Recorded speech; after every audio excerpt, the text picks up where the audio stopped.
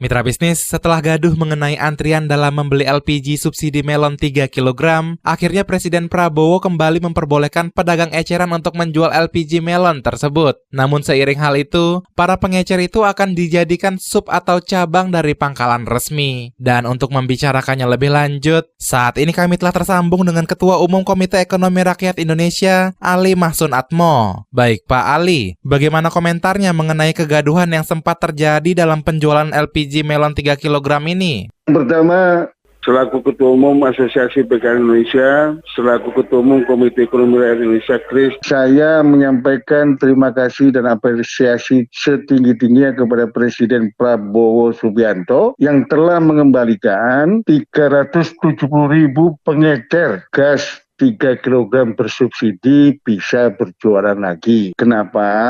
Karena kebijakan penghapusan pengecer tidak boleh jualan gas 3 kg bersubsidi telah menimbulkan berbagai kegaduhan, protes masyarakat, dan protes pelaku ekonomi rakyat, PKL, dan UMKM se-Indonesia. Saya meminta memang kepada Presiden Prabowo untuk membatalkan kebijakan tersebut karena ketika 370.000 pengecer tidak boleh jualan gas melon 3 kg, otomatis mereka kehilangan keuntungan 20-40 ribu per hari. Itu pertama. Yang kedua, pedagang kaki lima, pelaku UMKM yang menggantungkan diri adanya gas melon bersubsidi pemerintah ini harus kehilangan mata pencarian ketika tidak mendapatkan gas karena langka, sudah antri panjang namun kehabisan di pangkalan. Jadi gas langka itu bukan ada yang mencuri atau menimbun, memang sejak 1 Februari 2025 di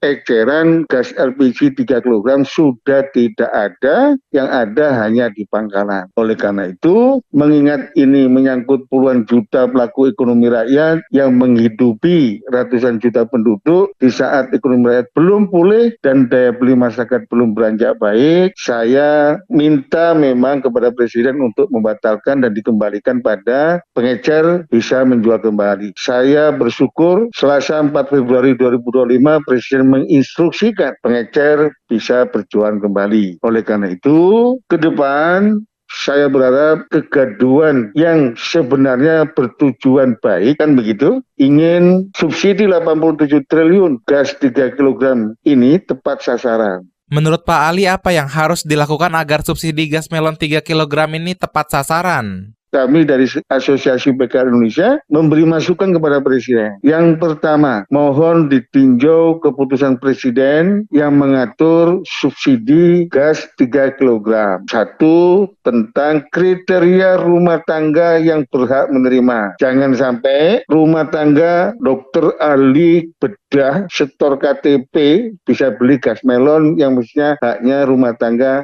berpenghasilan rendah. Artinya pemerintah harus melakukan validasi sehingga KTP yang disetorkan kepada subpangkalan, katakanlah istrinya Presiden Prabowo, itu punya makna bahwa KTP yang disetorkan itu masuk data yang ada di pemerintah. Yang kedua, kriteria usaha mikro apakah berbasis Undang-Undang Nomor 20 tahun 2008 tentang UMKM atau berbasis PP nomor 7 tahun 2021 turunan dari Undang-Undang Cipta Kerja. Saya usulkan kepada Presiden kriteria usaha mikro itu sesuai dengan Undang-Undang nomor 20 tahun 2008 yang omsetnya maksimal 500 juta per bulan. Artinya subsidi ini betul-betul tepat sasaran untuk yang berhak menerima. Gitu. Yang kedua, saya berharap 370.000 pengecer di seluruh tanah air didampingi pemerintah, semuanya tidak boleh ada tercecer satupun dapat menjadi subpangkalan dari Pertamina. Ini sangat penting. Kalau kemarin ada wacana dari pemerintah, pengecer kalau memenuhi syarat bisa jadi pangkalan. Untuk jadi pangkalan itu berat bagi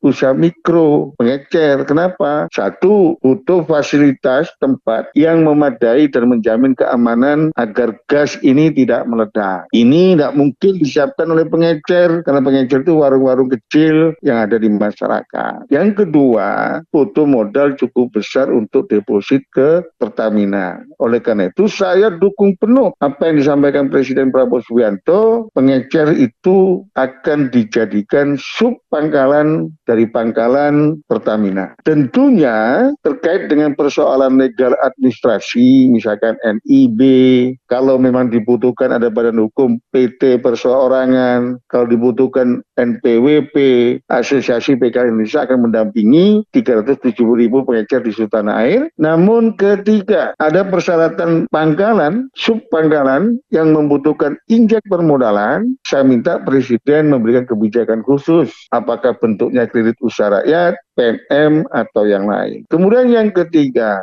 terkait dengan batasan 1 bulan maksimal 15 tabung dengan rendah hati, dengan penuh rasa hormat, ya, mengingat PKL nasi goreng, PKL bakso, PKL gorengan di jalanan, kemudian warung-warung kopi, tenan-tenan Indomie, itu satu hari butuh 1 tabung. Saya minta Presiden berkenan batasan ini dinaikkan. 1 bulan bisa mengakses 30 tabung untuk 1 tenan pedagang kaki lima dan UMKM. Karena kalau dibatasi 15 tabung, tentunya pelaku ekonomi rakyat juga tidak bisa maksimal 1 bulan, hanya bisa bekerja 15 hari. Begitu. Demikian Ketua Umum Komite Ekonomi Rakyat Indonesia, Ali Mahsun Atmo. Saya, Ari Yudhistira.